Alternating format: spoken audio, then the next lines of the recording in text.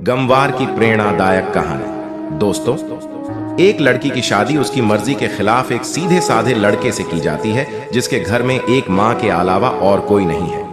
दहेज में लड़के को बहुत सारे उपहार और पैसे मिले होते हैं। लड़की किसी और लड़के से बेहद प्यार करती थी और लड़का भी। लड़की शादी होके आ गई अपने ससुराल। सुहागरात के वक्त लड़का दूध लेके आता है तो दुल्हन सवाल पूछती है अपने पति से।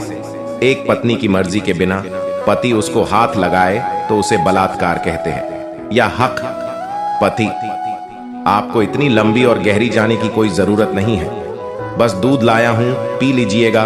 हम सिर्फ आपको शुभ रात्रि कहने आए थे, ये कह के कमरे से निकल जाता है।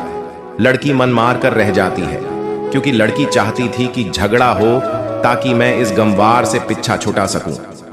है तो दुल्हन, मगर घर का कोई भी काम नहीं करती, बस दिन भर ऑनलाइन रहती और न जाने किस किस से बातें करती।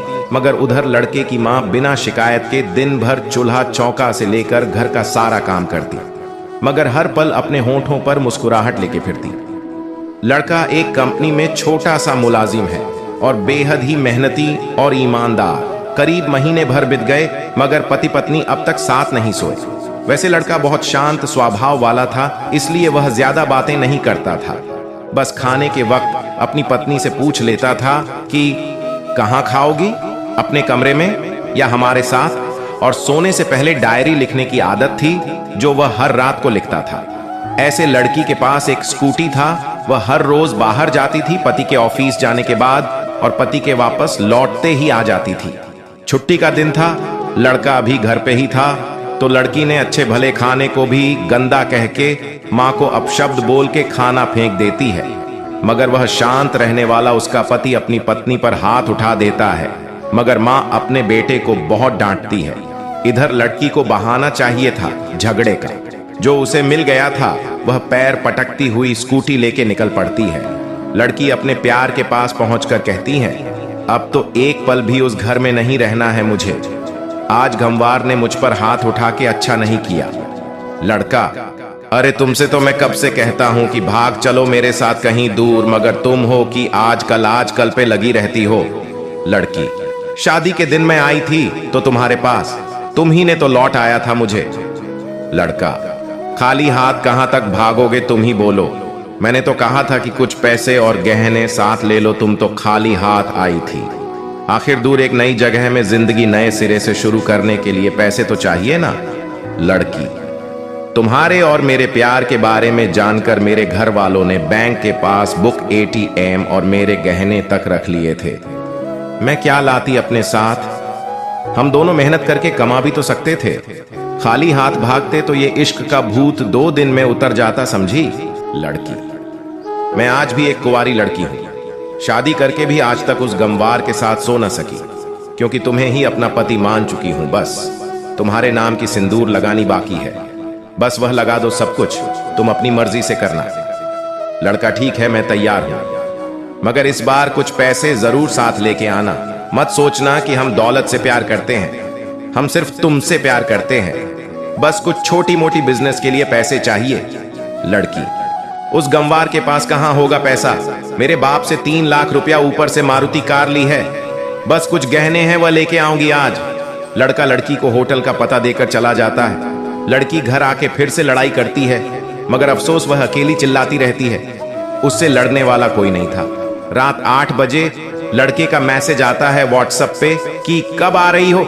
लड़की जवाब देती है सब्र करो, कोई सोया नहीं है, मैं 12 बजे से पहले पहुंच जाऊंगी क्योंकि यहां तुम्हारे बिना मेरी सांसें घुटती हैं। लड़का, ओके, जल्दी आना, मैं होटल के बाहर खड़ा रहूंगा, बाय।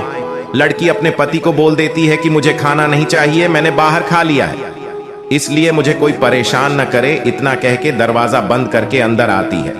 पति बोलता है कि वह अलमारी से मेरी डायरी दे दो, फिर बंद करना दरवाजा, हम परेशान नहीं करेंगे।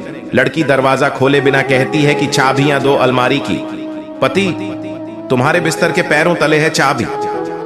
मगर लड़की दरवाजा नहीं खोलती बल्कि जोर जोर से गाना सुनने लगती है।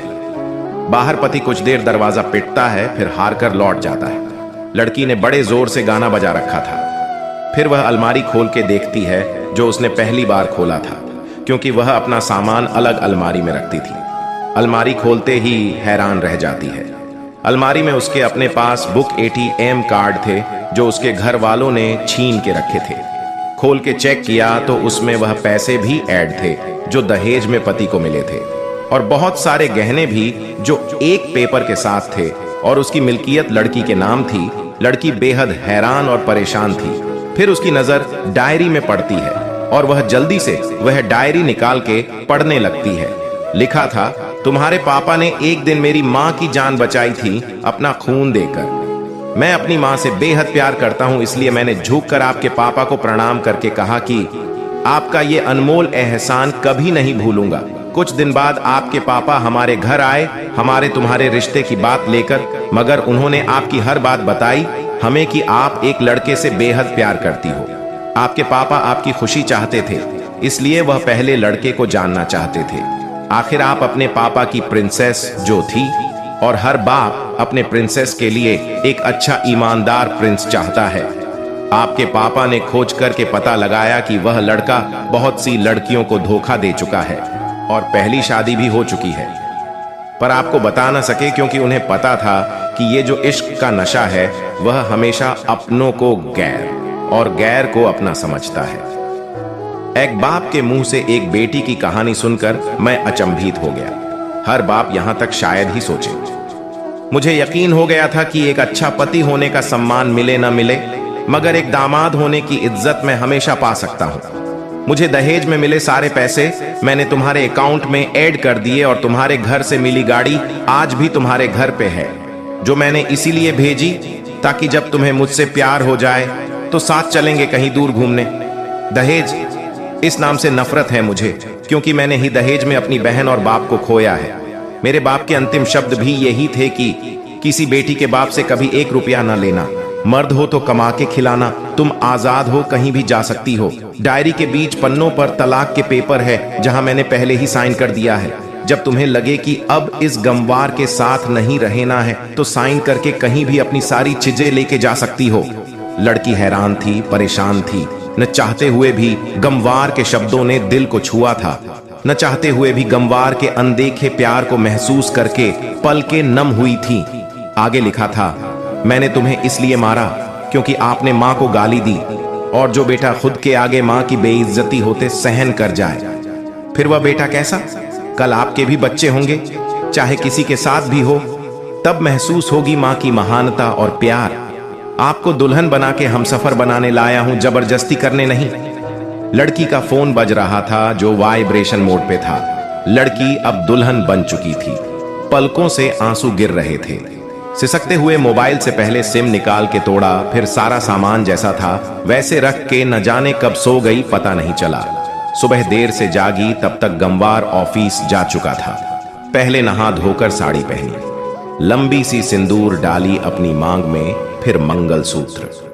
जबकि पहले एक टीकी जैसी साइड पे सिंदूर लगाती थी ताकि कोई लड़का ध्यान न दे, मगर आज 10 किलोमीटर से भी दिखाई दे ऐसी लंबी और गांठी सिंदूर लगाई थी दुल्हन ने। फिर किचन में जाके सासू माँ को जबरदस्ती कमरे में लेके तैयार होने को कहती है, और अपने गमवार पति के लिए थोड़े नमकीन, थोड़े हलवे और चाय बना के अपनी स्कूटी में सासू माँ को जबरदस्ती बिठाकर, जबकि कुछ पता ही नहीं है उनको कि बहू आज मुझे कहाँ ले जा रही है, बस बैठ जाती है। फिर रास्ते में सासू माँ को पति के ऑफिस का पता पूछकर ऑफिस पहुंच जाती है। पति हैरान रह जाता है पत्नी को इस हालत में देखकर। पति सब ठीक तो है ना माँ? मगर माँ बोलती इससे पहले पत्नी गले लगाकर कहती है कि अब सब ठीक है, I love you for ever. Office के लोग सब खड़े हो जाते हैं तो दुल्हन कहती है कि मैं इनकी धर्मपत्नी हूँ, वनवास गई थी, सुबह लौटी हूँ।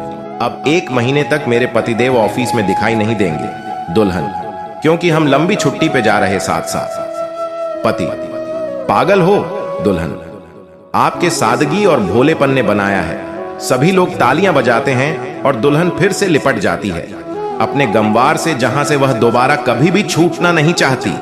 दोस्तों, बड़े कड़े फैसले होते हैं कभी कभी हमारे अपनों के, मगर हम समझ नहीं पाते कि हमारे अपने हमारी फिक्र खुद से ज्यादा क्यों करते हैं। माँ बाप के फैसलों का सम्मान करें, क्योंकि ये 2 ऐसे शख्स हैं जो आपको हमेशा दुनियादारी से ज्यादा प्यार करते हैं। दोस्तों, अगर आपको हमारी स्टोरी अच्छी लगी हो तो अपने दोस्तों के साथ भी शेयर कीजिए और कमेंट में जरूर बताइए कि कैसी लगी हमारी स्टोरी। धन्यवाद।